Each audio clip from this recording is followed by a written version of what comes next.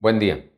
El día de hoy nos toca participar con ustedes, estar con ustedes con el tema de diarrea crónica. Eh, Recordaremos el tema anterior de diarrea aguda, cómo dentro de las causas de diarrea aguda, el 90% más eran secundarias a un proceso infeccioso. En el caso de la diarrea crónica, la amplitud de etiología o posible causa de la diarrea, pues se amplía significativamente, como vemos en esta diapositiva, que iniciamos precisamente con la definición de diarrea crónica. Es cuando una diarrea se prolonga más allá de 28 días o de 4 semanas. Eso lo consideramos como una diarrea crónica. Y enseguida vemos todas las posibilidades etiológicas de una diarrea crónica. Obviamente desde el origen infeccioso, definitivamente, pero se agregan otras desde origen inmunológico, intolerancias a alimentos, de origen vascular, secundaria a medicamentos, como manifestación de alguna otra enfermedad sistémica, ¿sí? Y de manera que su evaluación se vuelve un poco compleja. El tema es complicado, hay muchas revisiones sobre el abordaje de evaluación de un paciente con diarrea crónica. Trataré de que a ustedes les quede la aplicación más práctica y clínica del abordaje de un paciente con diarrea crónica. Recordemos de inicio que aproximadamente la diarrea crónica afecta hasta un 5% de la población en general. El 40% de esa población en general es mayor a 65 años de edad y obviamente eso conlleva al uso de medicamentos, generalmente tiene un uso mayor de medicamentos. Obviamente pueden estar asociados con este tipo de enfermedades crónico-degenerativas, que eventualmente la diarrea puede ser manifestación o de la misma enfermedad o del mismo tratamiento que está llevando el paciente. Debemos de empezar, como cualquier otro padecimiento en general, por la historia clínica, y en esto, pues, obviamente, la semiología del problema. ¿Desde cuándo tenemos la diarrea?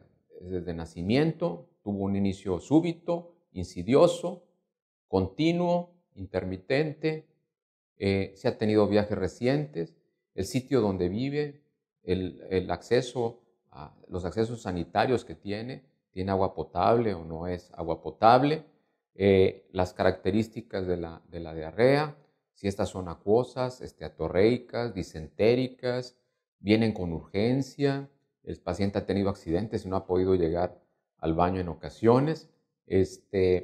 Son datos importantes dentro de la historia clínica. Si se acompaña de dolor, el dolor se alivia al evacuar. Si tiene cambios en las características, formas, consistencias de las evacuaciones, eso nos puede indicar hacia ciertas posibilidades, por ejemplo, un intestino irritable, obviamente también una enfermedad inflamatoria intestinal o isquemia intestinal. Si hay historia de pérdida de peso, nos puede sugerir un posible origen neoplásico o de mala absorción. Si el paciente ha podido identificar situaciones que atenúen el problema, que lo agraven, si él ya o ella ya se han estado medicando, si han llevado a cabo alguna evaluación previa, hasta dónde llegó la evaluación previa, cuál es el diagnóstico que se le ha manejado al paciente hasta el momento de nuestra consulta. Obviamente, si hay historia de cirugías previas, algunos manejos especiales como radioterapia, quimioterapia, incluso desde el mismo patrón psicológico del paciente o psiquiátrico, pudiéramos ir asumiendo o considerar unas posibilidades como una diarrea ficticia, pacientes que usan o abusan laxantes y no lo reconocen como tal, y obviamente la historia de enfermedades concomitantes, de tipo sistémico como hiperparotiroidismo, diabetes, enfermedades de la colágena, síndromes tumorales, pacientes con un síndrome de inmunodeficiencia adquirida o con deficiencias específicas de inmunoglobulinas como pudiera ser una deficiencia de inmunoglobulina A. Son datos que son importantes a considerar en la evaluación del paciente. En el examen físico vamos a ver cómo está el estado de hidratación del paciente, su estado nutricio, si hay datos o estigmas de alguna posible deficiencia específica de algún nutriente. Si hay datos en piel, podríamos buscar datos de flushing, cambios de pelagra, dermatografismo, lesiones herpetiformes en las superficies extensoras, pudieran darnos sugerencia de algunas etiologías específicas del origen de la diarrea crónica. En cuello, buscar masas, ¿verdad? Sobre todo en la cara anterior del cuello, que no se trate de una tiroides palpable o adenopatías cervicales. En tórax, la presencia de estertores, y en el área precordial que haya ruidos agregados en el área precordial. En abdomen, si hay la presencia de dolor, masas, presencia de ascitis o alguna organomegalia, pudieran también ser de mucha importancia en nuestro paciente con diarrea crónica.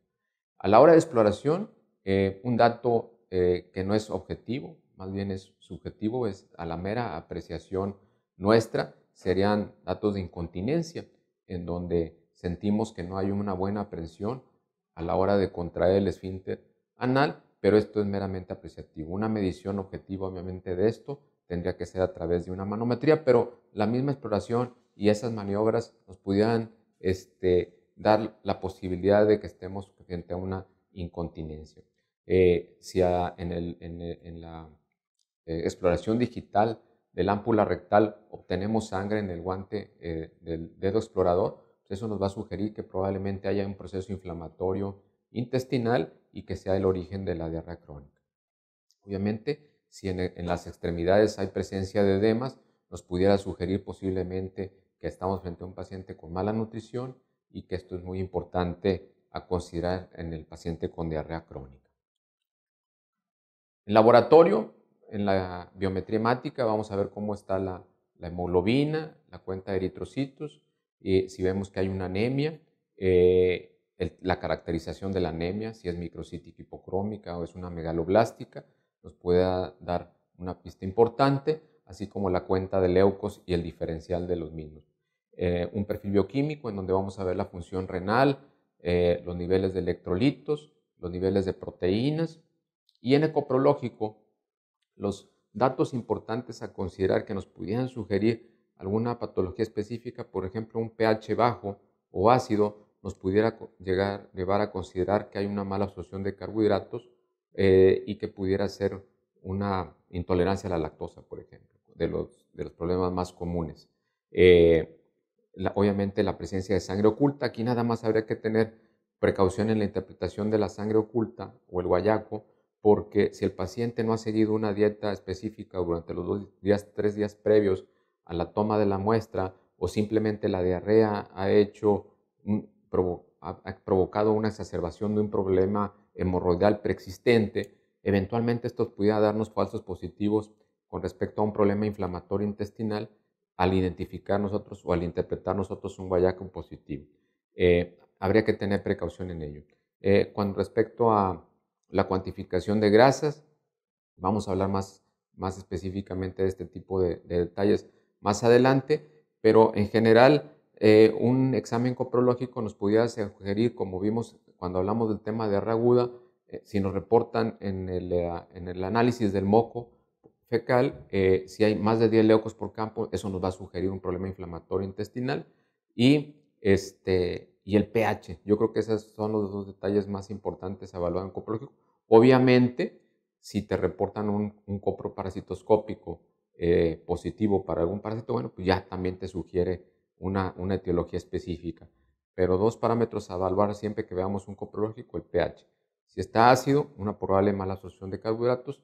Lo más común son los lácteos o la lactosa. Y el segundo punto es ver si hay presencia de leucocitos en el moco fecal. Si estos son más de 10 por campo, nos va a sugerir un problema inflamatorio intestinal. Con estas características en general, tanto clínicas como bioquímicas, nosotros ya vamos a poder categorizar a nuestro paciente con diarrea crónica en general en 3 grupos de diarrea: una diarrea acuosa, una diarrea inflamatoria o una esteatorrea. ¿Sí?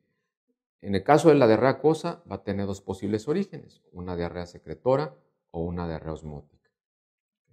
Vamos a ver cómo vamos a continuar el abordaje de nuestro paciente. En general, si nosotros tenemos nuestra historia clínica completa, el examen físico completo, un laboratorio general, vamos a poder llegar a determinar hasta en un 25% de los pacientes el origen de su diarrea crónica. Si nosotros agregamos ya un examen coprológico, un coprocultivo, un coproparasitoscópico seriado de 3 muestras, recordemos que siempre se recomienda tomar una por día y no en un solo día tomar los tres frascos. Una colonoscopia con biopsias se puede incrementar a un 50% más el determinar el origen de la diarrea crónica. Sin embargo, en un 25% de pacientes, aún con estas evaluaciones, no vamos a poder determinar el origen y vamos a tener que considerar incluso hasta la posibilidad de hospitalizarlo y tratar de completar el estudio intrahospitalariamente. Con eso, entonces, volvemos a determinar la posible etiología o causa de la diarrea, categorizándola a la misma como diarrea acuosa, diarrea inflamatoria o diarrea por mala absorción. Tenemos un paciente, nuestro paciente con una diarrea acuosa, es el primer grupo que estábamos categorizando, y si en este grupo hay la presencia de diarrea aguda, diarrea nocturna, deshidratación, hipocalemia, incontinencia, pérdida de peso, si está presente esto y no responde al ayuno, nos vamos a ir a otro flujograma. Si el paciente no tiene ninguna de estas características e incluso responde al ayuno, entonces vamos a considerar tres posibilidades. Una, que esté ingiriendo alguna sustancia o algún alimento que tenga alguna actividad osmótica en el intestino, ¿sí? O bien estamos teniendo un paciente en donde hay cierto estímulo secretor, como pudiera ser en un paciente con osmótico también, perdón, osmótico también en pacientes, por ejemplo, con una cirugía previa que pudiera predisponer a este tipo de diarrea. Un paciente post-colecistectomía, recordemos que hasta un 10% de los pacientes después de una resección quirúrgica de vesícula pudieran llegar a desarrollar diarrea dentro de la fisiopatología que se le describe como posibilidad de origen de este problema es que se trate de las mismas sales biliares que provocan una irritación de la mucosa colónica y así se llama, diarrea colerética, que eventualmente el 90% de este 10% de pacientes que llegan a desarrollar la diarrea post-colecistectomía, el 90% se resuelve de manera espontánea en el transcurso del primer año. 10% de los pacientes, es decir, 1 de cada 100 pacientes, eventualmente pudieran llegar a permanecer por tiempo indefinido con este tipo de diarrea. Pacientes después de una resección de íleon terminal, eventualmente también pueden llegar a desarrollar este tipo de diarreas y los pacientes con cirugías gástricas, con vagotomía o el mismo bypass gástrico, eventualmente pueden llegar a desarrollar también este tipo de diarreas. Y obviamente tenemos el síndrome de intestino irritable, en donde tiene sus propias características que eventualmente nos pueden definir esta etiología.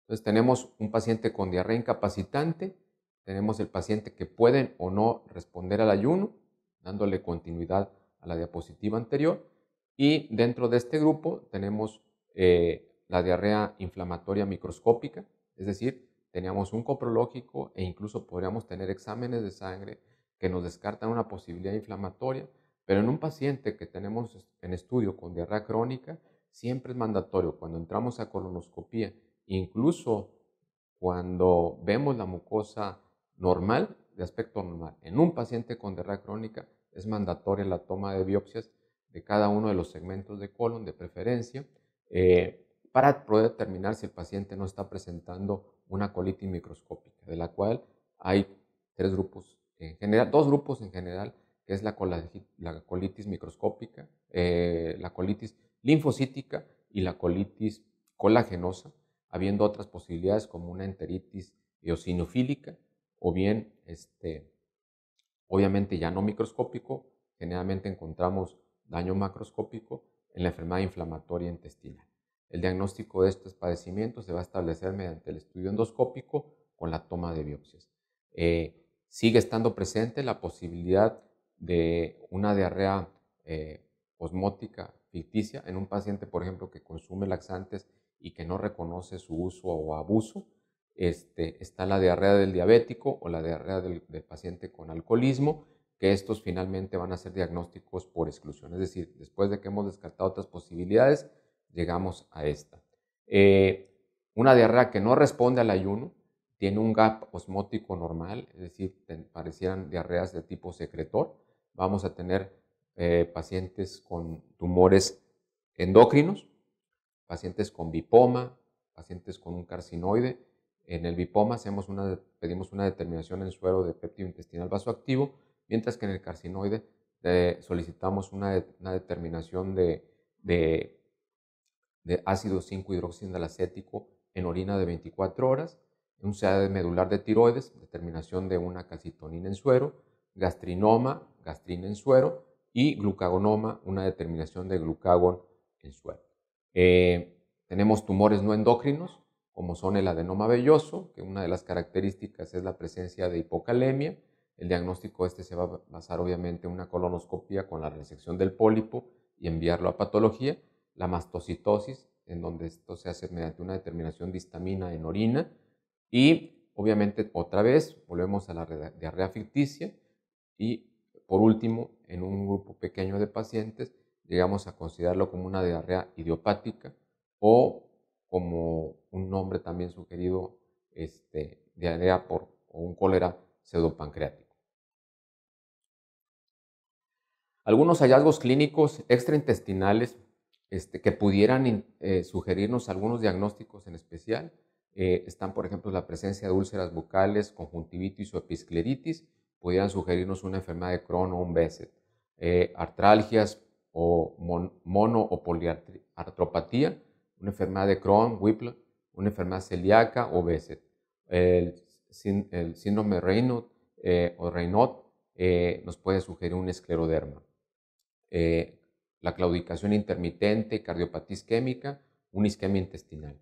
Síntomas neurológicos, un Whipple, una enfermedad celíaca, un linfoma difuso. La resección intestinal con vagotomía nos puede llevar a un sobrecrecimiento bacteriano. Úlceras gástricas refractarias, por ejemplo, un Soria Erizo. Antecedente de radiaciones, enteritis por radiación. Palpar una masa abdominal, un Crohn, tuberculosis, linfoma, amenorrea, hiperpigmentación, hiponatremia, una enfermedad celíaca. Adenopatías, tuberculosis, linfoma, Whipple, SIDA, infecciones de repetición, algún déficit inmunológico. Algunos estudios complementarios que eventualmente pudieran ayudarnos a determinar el origen de la diarrea, los anticuerpos antinucleares, PANCA, PASCA, y obviamente dos marcadores muy simples, pero que nos pueden indicar si el posible origen inflamatorio de la diarrea es la sedimentación globular y la proteína C reactiva. Si estos dos reactantes últimos salen positivos, nos están sugiriendo que estamos frente a una diarrea de origen inflamatorio y tenemos que abordar al paciente por esa línea. Están los anticuerpos antiendomesiales IgA, los antitransglutaminasa IgA y los niveles de IgA en pacientes en donde sospechamos o queremos confirmar el diagnóstico de una enfermedad celíaca. Los HLA de Q2 y 8, también para pacientes con enfermedad celíaca. Obviamente, siempre en un paciente con diarrea crónica hay que pedir su autorización para realizar un VIH y eventualmente una sebamiba. Cuando hablamos de una diarrea por mala absorción, generalmente puede ser asociada a cualquiera de los tres principales sustratos o nutrientes de nuestra dieta, proteínas, carbohidratos y grasas. Sin embargo, desde el punto de vista clínico, generalmente cuando hablamos de mala absorción, generalmente nos ubicamos en dos posibilidades. Una que sea de carbohidratos, mala absorción de carbohidratos, o bien de grasas. Con respecto a la mala absorción de grasas, es lo que conocemos como, generalmente las enfermedades son las enfermedades mal absortivas, se presenta como atorrea, y de esta se puede manifestar por una alteración a tres niveles. Por un problema a nivel de la mucosa, un problema a nivel de la luz intestinal o un problema a nivel postmucoso, es decir, a nivel de la luz, a nivel de la mucosa o postmucosa. Y así tenemos la siguiente tabla, que ustedes la pueden revisar con detenimiento, cada una de las posibilidades de acuerdo a los grupos. Está el grupo en donde hay una alteración en la mezcla de nutrientes, el grupo en donde hay una alteración en la lipólisis, el grupo donde está la alteración en la formación de micelas, donde hay una alteración en la liberación o transporte de nutrientes, y en donde hay un mecanismo desconocido del origen por el cual, o la fisiopatología por la cual se acompañan de diarrea. Por ejemplo, el hiperparatiroidismo, la insuficiencia adrenal, el hipertiroidismo y el síndrome carcinoide. Algunos medicamentos vienen con su mecanismo mediante el cual puede eventualmente manifestar diarrea, la colestiramina, que es un quelante de sales biliares y nos lleva a la posible malabsorción de hierro y vitamina B12. La fibra, como un quelante también, nos puede llevar a la deficiencia de hierro, calcio, magnesio, estas tetraciclinas, quelante, y puede llevarnos a la deficiencia de calcio. Antiácidos de calcio y fósforo, deficiencia de calcio y fósforo, el olestra, que es una grasa no absorbible, puede llevarnos a un mecanismo que nos va a llevar a deficiencia de vitaminas liposolubles, potencialmente. La metformina, no se sabe exactamente el mecanismo mediante el cual despierta diarrea, pero puede provocar deficiencias de vitamina B12, folatos y muy rara vez una deficiencia en la absorción de la glucosa. Acarbosa, un inhibidor de la glucosidasa intestinal, nos puede llevar a la mala absorción de carbohidratos. Colchicina, altera la membrana de transporte, nos lleva a una mala absorción de carbohidratos o hidratos de carbono, grasas y B12. El metrotexate provoca una inflamación de vellosidades y nos puede llevar a deficiencias o a mala absorción de hidratos de carbono, grasas y proteínas. La fenitoína, que es un anticonvulsivante, puede llevarnos al deterioro de folatos y obviamente con la mala absorción de folatos. La sulfasalacina, que nos provoca una inhibición en la folato hidrolasa y su transportador, y como consecuencia nos puede llevar a una deficiencia, a una mala absorción de folatos.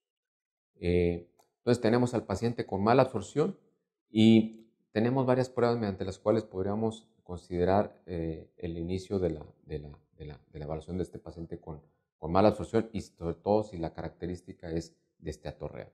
Entonces, para poder definirla, teníamos una prueba cuantitativa de grasas en heces que ya prácticamente se ha abandonado y se considera como el estándar de oro para hacer el diagnóstico de esteatorrea.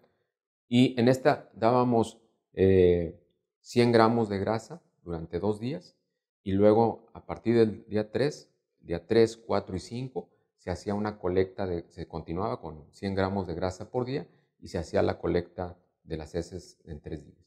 Esto se mandaba al laboratorio y si se determinaba que había una excreción mayor de 7 gramos por día de grasa, se consideraba como un problema de mala absorción de grasas. Esto se ha abandonado por la complejidad de la prueba y se cuenta ahora con una prueba cualitativa en heces a través de tinciones de Sudán, que se considera que tiene una sensibilidad y especificidad hasta del 90%, sensibilidad y especificidad, y obviamente estas se ven más beneficiadas si el grado de mala absorción en una prueba cuantitativa se han reportado mayor de 10 gramos en 24 horas. Teóricamente, para nosotros definir a qué nivel está la mala absorción de grasas, se nos sugería hacer una evaluación con degilosa. A veces hay problemas para conseguirla y desde hace algunos años incluso se suspendió su venta en general. Parece que otra vez ya está siendo reactivado la aplicación de la gilosa o el conseguir la degilosa en el comercio. Y esta era de mucha utilidad porque recordemos que la degilosa no requería un metabolismo complejo para ser absorbida, y cuando la degilosa no era absorbida, asumíamos que había un problema inflamatorio a nivel intestinal y teníamos que dirigirnos a buscar un problema a nivel de la mucosa que pudiera estar dando origen a la diarrea de nuestro paciente. Nos ayudaba principalmente para definir la integridad de la mucosa. Podía haber falsos positivos en pacientes con ascitis, sobrecrecimiento bacteriano, insuficiencia renal o que hubiera una mala colecta en la orina del paciente. En un paciente con sospecha de insuficiencia pancreática, las pruebas de estimulación con secretina se supone es el estándar de oro para determinarlo. En el caso de la sospecha de un sobrecrecimiento bacteriano, hacer un aspirado duodenal y mandar el cultivo a microbiología. Si había un crecimiento mayor de 10 a las 5 unidades formadoras de colonia, si había un crecimiento mayor a esto, de 10 a las 5 unidades formadas de colonia, eso se consideraba como un sobrecrecimiento, se considera como un sobrecrecimiento bacteriano. Una forma más objetiva o parece ser de mayor sensibilidad para determinarlo pudiera ser una prueba de hidrógeno expirado, que no en todos los centros están disponibles. En nuestra ciudad parece que sí hay alguna unidad ahí con capacidad para hacer medición de hidrógeno expirado. Si no hay disponibilidad, bueno, pues está esta determinación de un cultivo de aspirado denal. Obviamente, si la enfermedad es a nivel de la mucosa, pues obviamente ahí lo indicado es hacer un estudio endoscópico con toma de biopsias. Tenemos entonces en general a un paciente con diarrea crónica. Lo habitual es pedir un coproseriado. Comentábamos que era una muestra por día, por 3 días. Se le puede indicar ahí de entrada también hacer un antígeno de Giardia en heces. Si esto es positivo, se da tratamiento y terminamos con el flujograma. Si es negativo, tenemos que determinar si realmente hay un problema de malabsorción de grasa. Si el estudio es normal, continuaríamos el abordaje como una diarrea inflamatoria o acuosa, dependiendo de la evaluación lo que nos va indicando. Si es anormal y hay una prueba positiva de grasas en heces, entonces vamos a checar si el problema es a nivel de la luz, de la mucosa o posmucosa en el paciente con el problema de malabsorción o con esteatorrea. Entonces, ¿cuáles van a ser las consecuencias clínicas de la malabsorción de las grasas? Diarrea, esteatorrea, deshidratación, pérdida de peso. Puede haber manifestaciones de deficiencias específicas de vitaminas y minerales a nivel osteomuscular, sistema nervioso, hematológico u ocular. Entonces tenemos que por deficiencia de B12 y folatos vamos a presentar o el paciente puede llegar a desarrollar anemia, glositis, cheilitis, estomatitis angular, y en el caso de la vitamina B12 eventualmente puede haber manifestaciones neurológicas como parestesias y ataxia y manifestaciones intestinales como diarrea. Por deficiencia de vitamina D, calcio, magnesio, osteoporosis, osteomalacia, parestesias y tetanio. En el caso de zinc, anorexia, diarrea, rash, alopecia. Y en el caso de vitamina A, ceguera nocturna, ojos secos, hiperkeratosis, diarrea. Vitamina K, algunas anormalidades o sangrados anormales, de deficiencia de vitamina E, parestesias, ataxia y retinopatía. En las siguientes 2 diapositivas, les pido revísenlas con detenimiento, no voy a leer cada una de ellas, pero vienen las deficiencias específicas de algunos nutrientes con el posible las manifestaciones que pueden dar su deficiencia y el manejo sugerido a la deficiencia de cada uno de estos nutrientes que eventualmente pueden.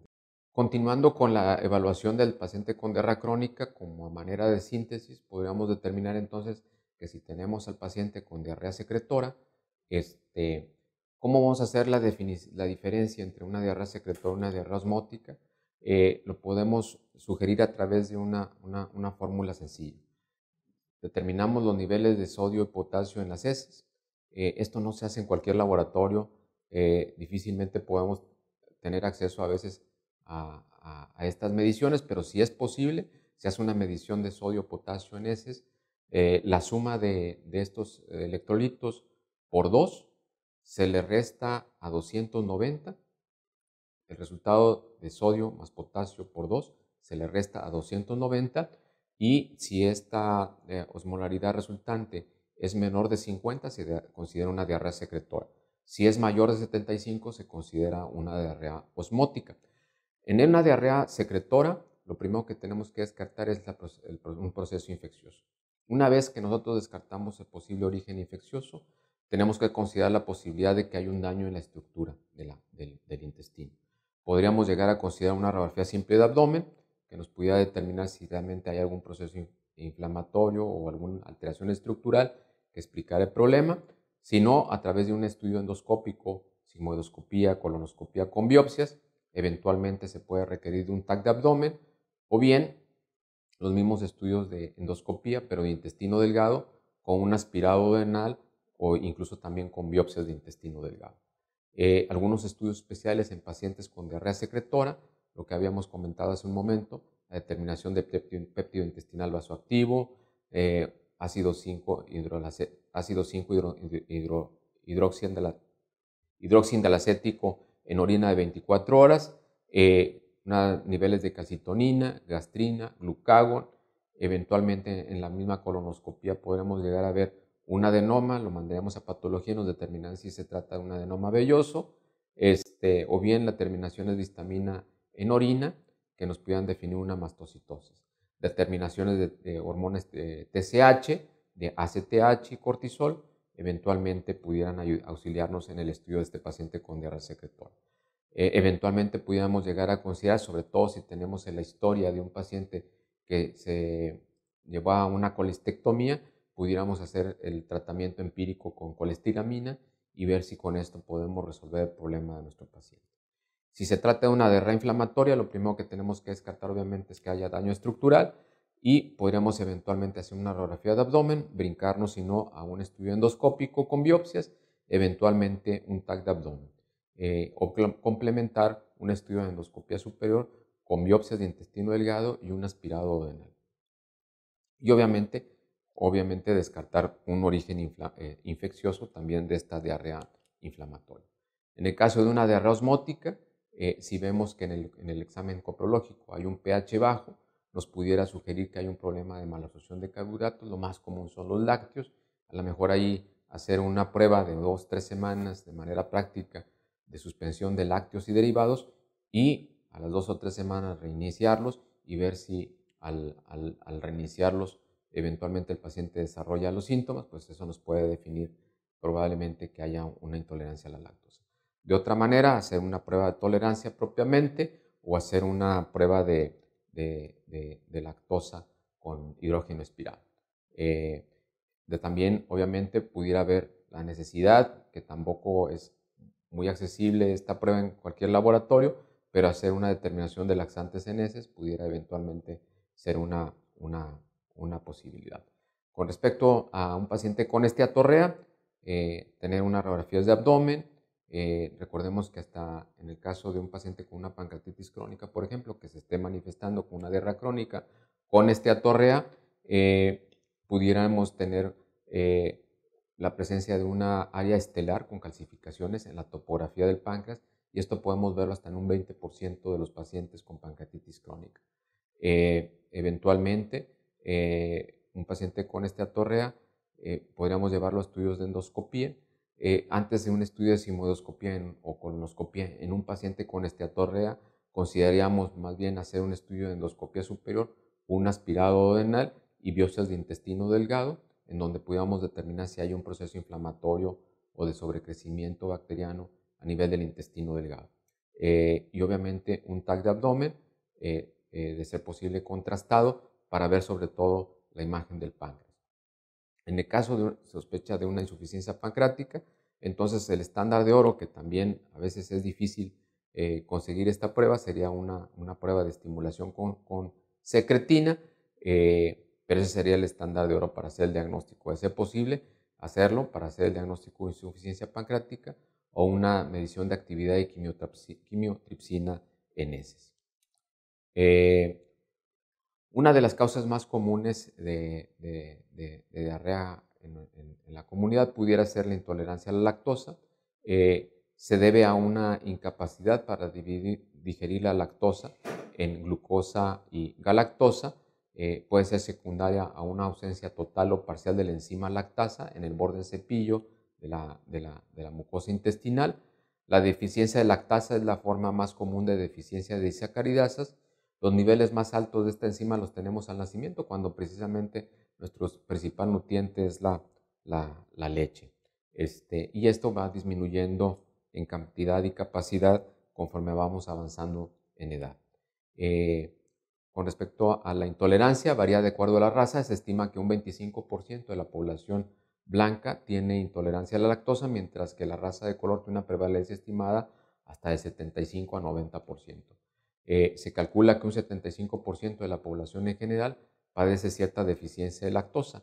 En México, según estudios realizados en el centro y en el sur del país, se estima que hasta un 33% de los adultos podemos llegar a ser intolerantes a la lactosa, mientras que en el norte se reporta una prevalencia hasta del 16%.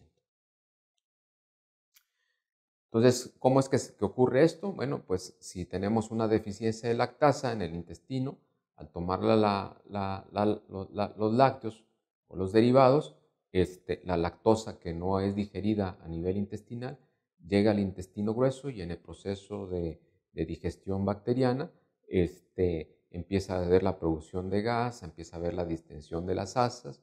Esta distensión estimula la motilidad, aumenta la secreción de líquido hacia la luz intestinal, con las consecuencias cólicos, gases y diarrea característicos de la intolerancia a la lactosa. Esta puede ser primaria, es decir, que desde el nacimiento tenemos carencia de la enzima, o bien puede ser secundaria a un proceso inflamatorio intestinal, ya sea propiamente infeccioso, puede ser autoinmune, o puede ser secundaria a una radiación, a una resección también intestinal, eventualmente. El cuadro clínico típico: dolor abdominal, diarrea, distensión, gases, flatulencia, pérdida de peso y mala nutrición. Estos dos últimos principalmente en los más pequeños, en donde su principal nutriente es precisamente los lácteos. ¿Cómo vamos a establecer el diagnóstico de intolerancia a la lactosa? Bueno, tenemos una prueba práctica de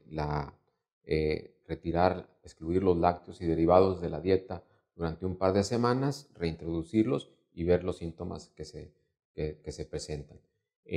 Una manera objetiva, tratar de demostrarlo, es a través de la prueba de tolerancia a la lactosa, en donde vemos la capacidad que tenemos para su digestión y absorción. Así damos una carga al paciente de 50 gramos de lactosa, hacemos determinaciones de glicemia a los 0, 60 y 120 minutos. Se considera que una prueba positiva es que haya, al haber absorción de la lactosa, va a haber una elevación de glicemia de 20 miligramos aproximadamente. Tiene una sensibilidad del 75% con una especificidad del 96%, se considera, y sin embargo puede haber falsos positivos en pacientes que padezcan de diabetes. Otra prueba que se considera de mayor utilidad pudiera ser una prueba mediante hidrógeno expirado, en donde se vuelve a dar una carga de 50 gramos de lactosa y siempre vamos a tener una determinación basal de hidrógeno expirado, que normalmente debe andar alrededor de 10 unidades, y se hace una determinación a los 30, 60, 90 y 120 minutos. Una prueba positiva se refiere como un incremento mayor a 20 partes de hidrógeno. Sin embargo, hay algunas pruebas que sugieren que a partir de un incremento de 10 unidades arriba de la unidad basal se considera como una prueba positiva. Sin embargo, también puede haber falsos positivos en pacientes con sobrecrecimiento o falsos negativos en un paciente con una flora no productiva o no productora de hidrógeno. Por el mismo motivo, cuando van a hacer esta prueba, se evita el uso de antibióticos en los días anteriores a la prueba, que el paciente no haya estado usando laxantes durante los días anteriores tampoco, para evitar estos falsos negativos con la prueba de hidrógeno expirado.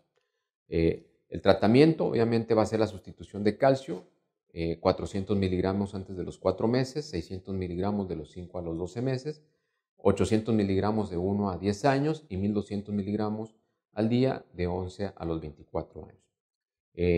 Y obviamente suprimir todos los lácteos y los derivados de lácteos. Continuando con lo mismo, con respecto a evitar todos los lácteos y sus derivados, optativamente tendríamos la leche de soya, la leche deslactosada, o los otros tipos de leche ahora que hay de almendras, de arroz, de papa, etc., como opciones. Sin embargo, pues obviamente estas tienen menor nivel de calcio en su toma. Por lo tanto, el paciente tendrá que ser complementado en esto. Otra patología que vamos a abordar sería la enfermedad celíaca o el sprue celíaco, la enfermedad celíaca o enteropatía sensible al gluten. En este problema, por definición, es una condición en la cual hay una anormalidad en la mucosa del intestino delgado proximal o un problema inflamatorio en el intestino delgado proximal que mejora morfológicamente con una dieta libre de gluten, y hay una recaída cuando el gluten es reintroducido en la dieta. Se estima que aproximadamente 8 horas después de la ingesta de alimentos con gluten, un paciente con enfermedad celíaca va a empezar a desarrollar el problema inflamatorio intestinal. Es una enfermedad principalmente de países europeos y se consideraba que afectaba 1 a 1.500 sujetos a través de Europa. Sin embargo, en 1999, Ginn y colaboradores reportaron una prevalencia en el Reino Unido de 1 a 300. En Irlanda la prevalencia se reportó hasta de 1 en 150. En Estados Unidos se reporta de 1 a 250. En México no tenemos estimaciones francas, pero según el único estudio que tengo recuerdo ahorita es que encontró una prevalencia menor del 1% en el análisis llevado a cabo en un estudio en el Instituto Nacional de la Nutrición. Aquí se estaba llevando a cabo también un estudio en el Servicio de Endocrinología, que no supe cuál fue el final del mismo, con respecto a la prevalencia de enfermedad celíaca en pacientes con diabetes tipo 1. Con respecto a su incidencia y mortalidad, es más frecuente en mujeres que en hombres, 2 a 1. Y antes de la introducción de la dieta libre de gluten, el pronóstico era pobre, con una mortalidad reportada del 10 al 30%. Posterior al conocimiento de la fisiopatología del padecimiento y sabiendo que el sacar el gluten de la dieta era el alivio de la enfermedad, se vio que la mortalidad disminuía a un 0.4%. Con respecto a la etiología, hay 2 proteínas en la cáscara de los cereales, la prolaminas y la glutenina. No se sabe exactamente cuál de las 2 pudiera tener o ser el origen que despierta el proceso inflamatorio, y se considera que 8 a 12 horas posterior a la ingesta empieza el proceso inflamatorio. Genéticamente se ha visto 2 grupos del antígeno histocompatibilidad de Q2 y el 8. Se les ha encontrado hasta el 98% de los pacientes con enfermedad celíaca, y en general se considera que el gluten, como el HLA de Q2 y 8, son juntos la teoría aceptada en la patogénesis de esta enfermedad. El cuadro clínico en la infancia se presenta cuando empezamos la lactación. Generalmente la empezamos con cereales y el bebé es en donde empieza a tener una resistencia al consumo de los cereales, porque esto le provoca problemas, le provoca malestar estomacal, distensión, gases, cólicos. El bebé prefiere no comer y esto lo lleva a una falla en el desarrollo, apatía, palidez, anorexia, debilidad muscular. El cuadro clínico en el adulto, pues la diarrea es el síntoma principal común. Sin embargo, puede haber pérdida de peso, flatulencias, anemia por deficiencia de hierro y folatos, esquizofrenia, fracturas espontáneas, miopatías, sangrados anormales, fatiga. Algunas manifestaciones extraintestinales de la enfermedad celíaca a nivel hematopoyético: anemia, hemorragias, trombocitosis. A nivel musculoesquelético: osteopenia, fracturas patológicas, osteoartropatía, atrofia muscular, tetania, debilidad muscular. En el sistema nervioso: neuropatía periférica, convulsiones, lesiones desmielinizantes. En endocrino: hiperparatiroidismo, amenorrea, infertilidad, impotencia. En dermatológicos: dermatitis herpetiforme, hiperkeratosis, dermatitis folicular. ¿Cómo vamos a hacer el diagnóstico? Actualmente lo que se sugiere en general es hacer unas determinaciones de anticuerpos antiendomesiales y antitransglutaminasa IgA, con lo cual tendremos una sensibilidad y una especificidad del 90 al 100% aproximadamente.